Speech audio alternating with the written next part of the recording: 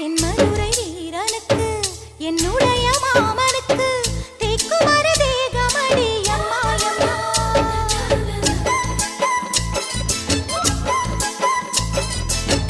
மாமன் பெற்ற பெண்ணுனக்கு மையெழுதும் கண் எதுக்கு என்னை வந்து கொல்லுதடி அம்மாயம்மா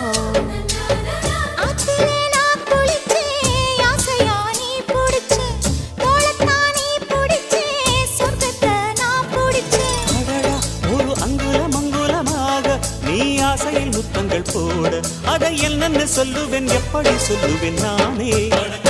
சந்தனமே குங்குமமே நில்லடியோ இனிக்கும் செந்தமிழில்